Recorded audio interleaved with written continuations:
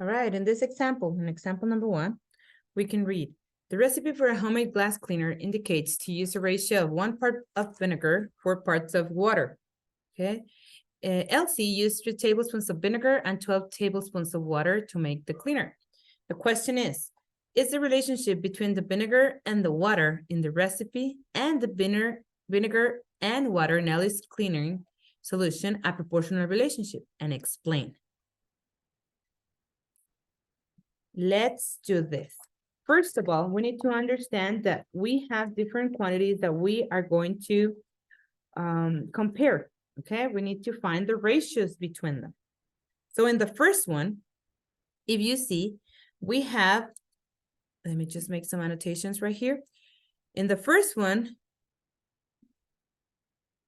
we have, the recipe says that for every 1 part of vinegar, I'm gonna put a V right here to represent the vinegar.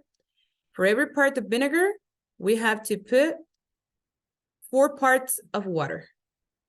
Okay, so the ratio is 1 to 4. Okay, that's how we call the ratio.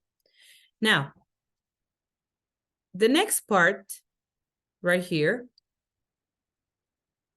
it's the second part that where Elise is making its her cleaning solution.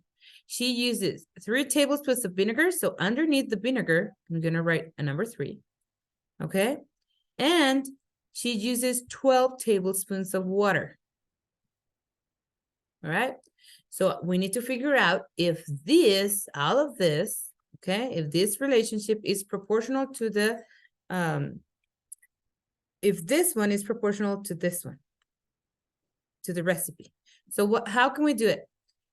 We can use fractions and divisions to find it out. Okay, we're gonna put a 1 over 4, or 1/4. This one indicates a proportion of 1 vinegar to 4 of water. When we divide them, 1/4, 1 divided by 4, it's 0.25. That is the unit rate, okay?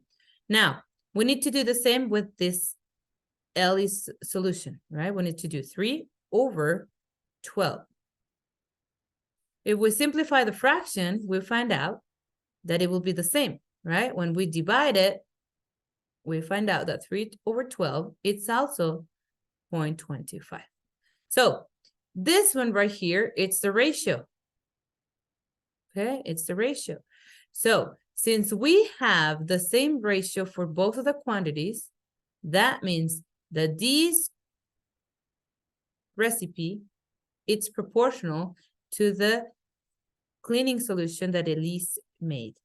Okay, because these 2 ratios are exactly the same. They are the same. So that's how we do it. We find out the proportion between them, the ratio, and then we do the fractions, and then we divide them to find out the ratio in decimals. If the ratios are the same, that means they are proportional. If they're not the same, they are not proportional, right? Good. You're welcome. Bye-bye. So, you can see this video over and over again until you find it out. I'm gonna do one more example with some of the proportions that are not proportional, right? So here it goes. That will be in example number 2, I guess. Let me find it.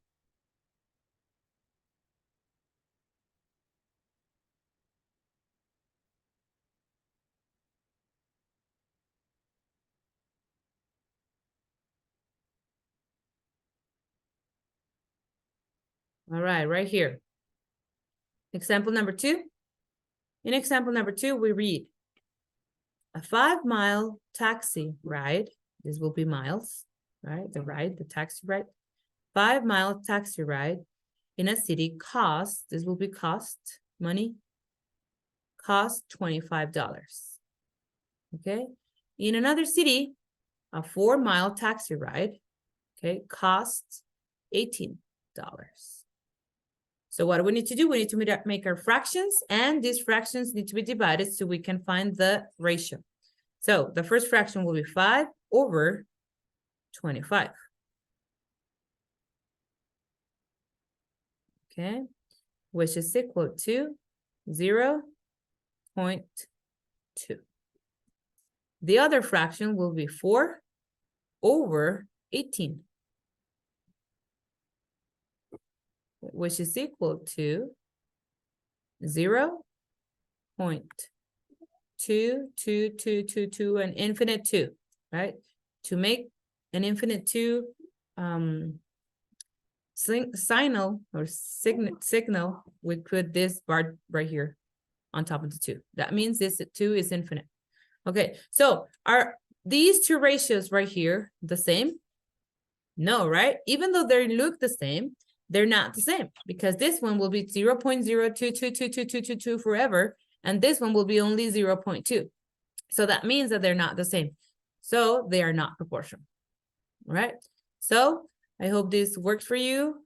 You can see it as many times as you need, and have fun doing the practice.